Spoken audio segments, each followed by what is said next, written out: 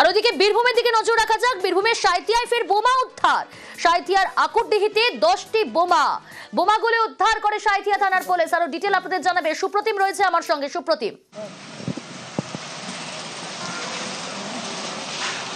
একদমই দেখো, সেটা হচ্ছে যে বীরভূমের সাঁইথিয়া থানার এই ছোট সিজা এলাকার যে আকুরডিহি গ্রাম, সেখানে যে পুকুরের পাড়, সেখান থেকে কিন্তু আজকে প্রায় 10টা মতো বোমা উদ্ধার হয়েছে। তবে এটাই কিন্তু আজকে প্রথম নয়, এই গত সপ্তাহে গত কয়েকদিন আগে উদ্ধার হয়েছে। আর যদি প্রথম থেকে বলতে চাই, পরপর এই সাঁইথিয়া এলাকায় কিন্তু দুবার বোমা বিস্ফোরণ হয়েছে, তাতে একজন আহত হয়েছিল। তারপরে কিন্তু পুলিশ যখন সেখানে নেমে পড়ে বোমার খোঁজে তল্লাশিতে, তারপর কিন্তু এই একের পর এক বোমা উদ্ধার হয়ে আসছে। আজকেও সেই আকুরডিহি গ্রামে কিন্তু এই যে পুকুর পাড় এলাকা, সেখান থেকেও কিন্তু বোমা উদ্ধার হলো এবং পুলিশ কিন্তু সেটা দেখছে যে সাঁইথিয়া থানা এলাকার আর কোথায় কোথায় বোমা রয়েছে সেটাও কিন্তু পুলিশ তল্লাশি চালাবে এবং আগামী দিনে আরো বোমা উদ্ধার হবে বলে এটা কিন্তু পুলিশের একটা ধারণা রয়েছে। বেশ,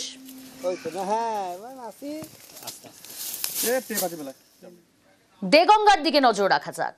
দেগঙ্গার ফিল্মি কায়দায় চুরি, 2টি বাড়ি থেকে একটি টোটো, একটি বাইক চুরি। সিসি ক্যামেরায় বন্দি চুরির ফুটেজ। এলাকায় রেকি করে চুরি বলে অনুমান। এলাকায় বারবার চুরির ঘটনায় ক্ষোভ তুলছেন স্থানীয় বাসিন্দারা। ঘটনা তদন্তে দেগঙ্গা থানার পুলিশ। আরো ডিটেল আপনাদের জানাবো। জিয়াউল রয়েছে আমার সঙ্গে। জিয়াউল, একেবারে ফিল্মি কায়দায় তো চুরি, 2টি বাড়ি থেকে একটি টোটো, একটি বাইক চুরি করে নিয়ে গেল এবং স্থানীয় বাসিন্দারা যে অভিযোগ করছেন যে এটা প্রথম নয়, এর আগেও একাধিকবার চুরি হয়েছে। পুলিশ কি জানাচ্ছে?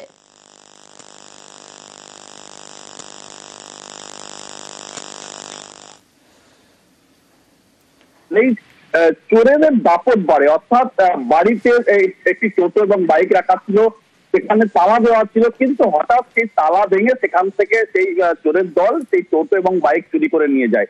এবং শুধু এই টোটো বাইক নয়, একাধিকবার একাধিক এলাকায় চুরি হয়েছে। বারংবার প্রশাসন জানাচ্ছেন, কিন্তু কোনো ব্যবস্থা নেওয়া হচ্ছে না, এমনটাও এলাকায় মানুষের অভিযোগ। অর্থাৎ এই টোটো বাইক চুরি হওয়ার আগেও একাধিকবার চুরি হচ্ছে, কিন্তু প্রশাসনের কোনো হেলদোল নেই। তার কারণ মানুষের একটা ক্ষোভ জমছে, তার কারণ রাত বাড়লেই চুরির সংখ্যা বাড়ছে, একের পর এক এলাকায় চুরি বাড়ছে। ইতিমধ্যেই কিন্তু এলাকার মানুষরা ক্ষোভ জানিয়েছেন, ইতিমধ্যে লিখিত অভিযোগ দায়ের হয়েছে, কিন্তু যেভাবে চুরির সংখ্যা দিন দিন চুরির সংখ্যা বাড়ছে, ফলে ইতিমধ্যে কিন্তু আতঙ্ক রয়েছেন জঙ্গ এলাকার মানুষজন। কিন্তু পুলিশ প্রশাসন ইতিমধ্যে সিসিটিভি ফুটেজ সংগ্রহ করেছেন।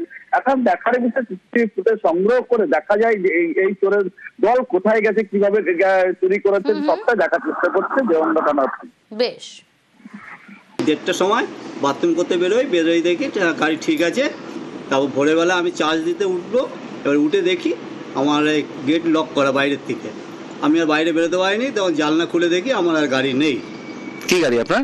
আমার হচ্ছে গিয়ে টোটো। আপনার কি বাইরে লক তালা মেরে দিয়েছিল নাকি? এখানে লক করে দিয়েছিল, এই গেটে লক করে দিয়েছিল, আর ওই গেটে তালা বেরোতে না পারে। সিভিক না থাকার কারণে এইগুলো হচ্ছে। প্রায় দিনই কি চুরি হচ্ছে? প্রায় দিনই চুরি হচ্ছে। আর গতকালকে কি চুরি হয়েছে? গতকাল চুরি হয়েছে একটা টোটো আর আমার বাইক। লক করা ছিল? হ্যাঁ, ঘাট লক করা ছিল। আমরা চাইছি থানা যাতে বিষয়টা নিয়ে তদন্ত করে আমাদের যে 2টো গাড়ি গেছে সেই 2টো গাড়ি যেন উদ্ধার করে। মেজিয়া তাপবিদ্যুৎ কেন্দ্রের চিমনি তৈরির সময় বিপত্তি। প্রবল ঝড়ে লোহার মাচা উড়ে গিয়ে পড়ে টিনের শেড চাপা পড়ে মৃত্যু হয় 2 শ্রমিকের। আরো ডিটেল জানাবে প্রিয়ব্রত রয়েছে আমার সঙ্গে। প্রিয়ব্রত,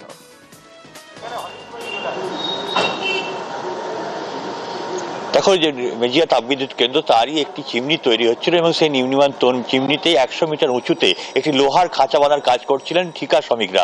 এই সময়তেই ঝড় ওঠে এবং সেই সময়তেই ঠিকা শ্রমিকরা নেমে যেয়ে একটি টিনের শাখায় আশ্রয় নেয়, কিন্তু সেই লোহার যে খাঁচা তৈরি হচ্ছিল সেই খাঁচাই ঝড়ের তোড়ে ভেঙে যায় এবং পরে যে সেই টিনের ছাউনিতে এবং টিনের ছাউনির সমেত যেখানে চাপা পড়ে ওই ওখানকারই মানে নিম্নমান শ্রমিকরা ছিলেন, তারা প্রায় 3 জনের আহত হয় এবং প্রথমে স্থানীয় মানুষজন তারাই কিন্তু উদ্ধার কাজে হাত লাগায়। শহর শ্রমিকরাই তাকে উদ্ধার করে প্রথমে মেজিয়া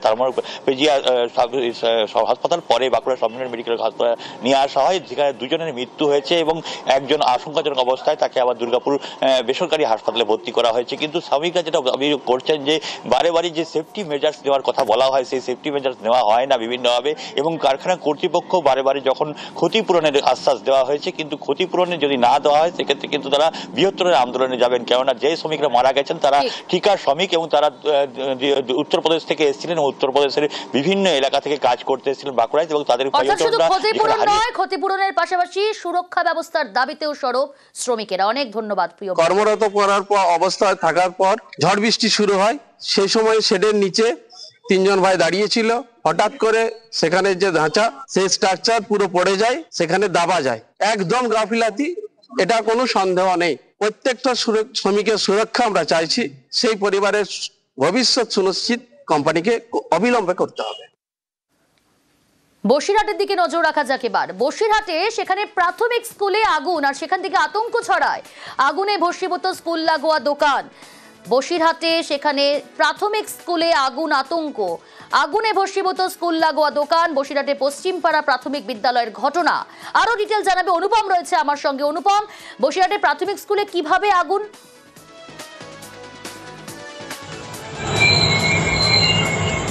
দেখো, এই যে বসিরহাটের যে 13 নম্বর ওয়ার্ডের যে নিকারিপাড়া, এখানে পশ্চিম পাড়া যে প্রাইমারি স্কুল, সেখানে এই স্কুল লাগোয়া একটি দোকান, সেখানে একটা কাঠের গুদাম করা ছিল। সেই কাঠের গুদামে হঠাৎই আগুন ধরে যায় এবং সেই আগুন কিন্তু কয়েক মিনিটের মধ্যেই কিন্তু দাউ দাউ করে চারিদিকে ছড়িয়ে পড়ে এবং সেই দোকান এবং যে পাশে যে প্রাইমারি স্কুল, সেই প্রাইমারি স্কুলের মধ্যেও কিন্তু আগুনে ছড়িয়ে পড়ে।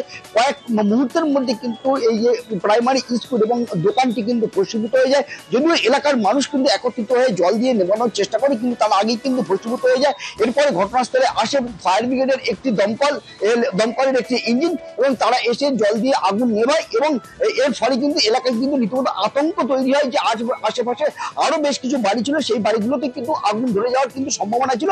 যদিও এলাকার মানুষের চেষ্টা এবং ফায়ার ব্রিগেডের চেষ্টা কিন্তু সেই সম্ভাবনা কিন্তু রেহাই পায় এলাকার মানুষ। বেশ, স্কুলের পাশে প্রচুর কাজ মজুত করা ছিল এবং সোলার বাক্স আর কি থার্মোকলের এটি মজুত করা ছিল। কিভাবে হোক সেখানে আগুন ধরে যায়। প্রথমে ফ্রিজ ছিল, ফ্রিজ পাশে এসি, রেফ্রিজারেটর, বিভিন্ন রকম জিনিস ছিল। সেখানে যে কোনোভাবে আগুন লেগে যায় এবং সঙ্গে সঙ্গে মুহূর্তের ভিতরে আগুন বিরাট আকার ধারণ করে। প্রতি স্কুল আংশিক ক্ষতিগ্রস্ত হয়, কিছু বাড়ি পাশে ক্ষতিগ্রস্ত হয়। ফের বিক্ষোভ মুর্শিদাবাদ বিশ্ববিদ্যালয়। উপাচার্যকে ঘিরে বিক্ষোভ ছাত্রছাত্রীদের। আরো ডিটেল জানাবে প্রণব, রয়েছে আমার সঙ্গে। প্রণব, উপাচার্য কি জানাচ্ছেন? এর আগেও আমরা দেখলাম মুর্শিদাবাদ বিশ্ববিদ্যালয়, সেখানে ছাত্রছাত্রীদের বিক্ষোভ ছিল, পড়ুয়ারা বিক্ষোভ দেখাচ্ছিলেন। উপাচার্য কি বলছেন?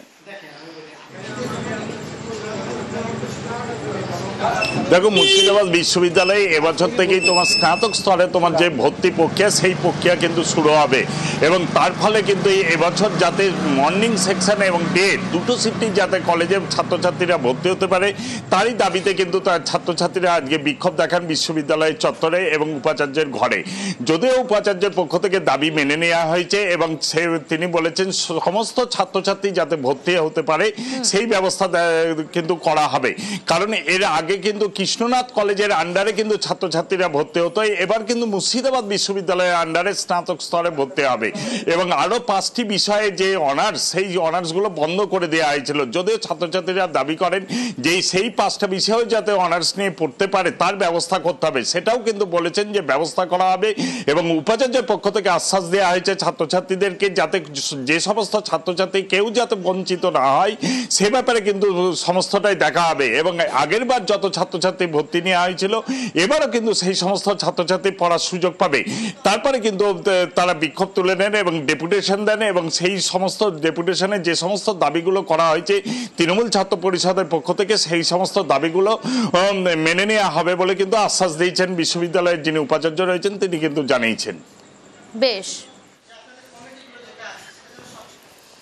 কোনো স্টুডেন্ট কোনোভাবেই বঞ্চিত হবে না। আগের যেমন সিট ম্যাট্রিক্স ছিল আমরা সেরকমই রেখেছি, কোনো কিছু কমেনি। কিন্তু কদিন আগেই শুনছিলাম কেউ কেউ বলছে সিট কমবে ইত্যাদি, কিন্তু আমরা সব কিছু উই হ্যাভ টেকেন কেয়ার। দুটো মেনলি, একটা হচ্ছে মর্নিং আর ডে দুটোই চালু রাখতে হবে, আর একটা হচ্ছে যে ইনটেক ক্যাপাসিটি যেটা ছিল ওটাই।